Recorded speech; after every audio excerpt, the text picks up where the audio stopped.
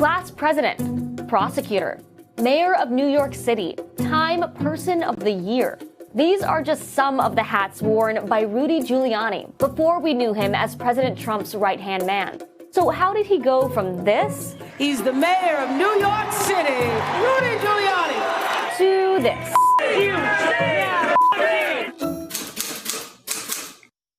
Rudolph Giuliani was born and raised in Brooklyn to a working-class family. His father was a bar owner and served time in Sing Sing for armed robbery. But Giuliani said it was his father's criminal past that inspired him to go into law enforcement.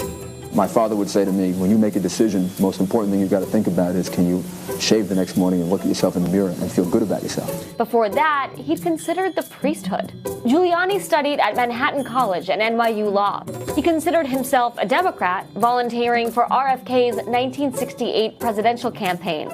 He later clerked for the Southern District of New York and was promoted to lead their narcotics unit at just 29 years old. He eventually moved to D.C., where President Ronald Reagan appointed him to the third highest position at the Justice Department. During this time, Giuliani also became a Republican, which people suspected he did for political gain. That includes his own mom, who said, quote, he only became a Republican after he began to get all these jobs from them.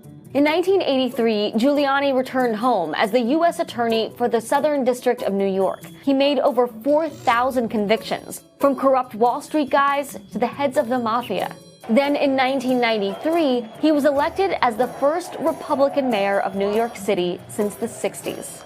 I, Rudolph William Giuliani, do solemnly swear. Do solemnly swear. Interestingly, some of his politics were pretty liberal. He supported gay rights, immigrant protections, gun control, and abortion rights. But the mayor was hyper-focused on cleaning up the city streets. He pursued petty offenses like graffiti and marijuana possession to bring down the crime rate. But some believe this strategy was racially biased. The violent crime rate did drop during Giuliani's tenure, but it already began declining under his predecessor. We're held together by law, and we're held together by respect for the law. The mayor couldn't pursue 3 terms, so he ran for New York Senate. He actually polled ahead of Hillary Clinton until he hit a major low point. He was diagnosed with prostate cancer and divorced his wife following an extramarital affair. He also received backlash for how he handled a fatal NYPD shooting of an unarmed black man. He soon left the race. But on 9/11, everything changed. Giuliani became known worldwide as America's mayor for his strong leadership during a time of tragedy. Tomorrow, New York is going to be here, and we're going to rebuild, and we're going to be stronger than we were before. His approval rating skyrocketed to almost 80%. Even after he left office, he was polled as the most popular politician of either party. This set the stage for his 2008 presidential run, where he started as a frontrunner. I'm unleashing that individual decision-making that makes America great.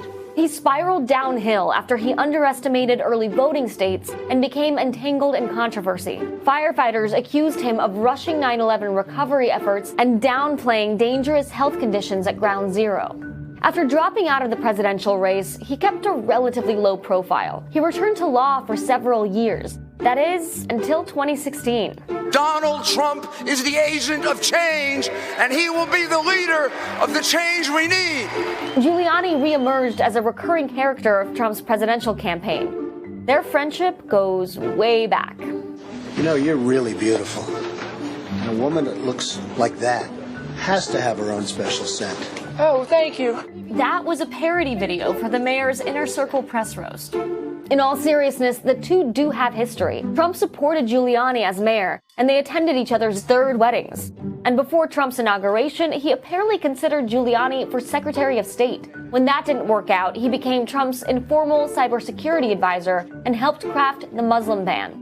Of course, we know Giuliani eventually accepted a bigger role. As Trump's personal lawyer, he tirelessly defended him throughout the Russia investigation. And this all brings us to today, with Giuliani finding himself knee-deep in a presidential impeachment inquiry. Despite having no official government role, the whistleblower complaint named him a, quote, central figure in pressuring Ukraine to investigate Democrats. The House subpoenaed him, but he's not complying.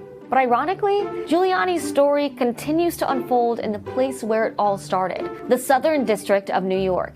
According to the New York Times, federal prosecutors are investigating whether he broke lobbying laws during his work with Ukraine. We're still learning Giuliani's role in all of this, so for now, we'll just continue to track what he says on cable news. But isn't truth. Truth isn't truth. Shut up, moron. Inspector General, I got to cut the call. and the president's remark. What's your mission? To disrupt the world.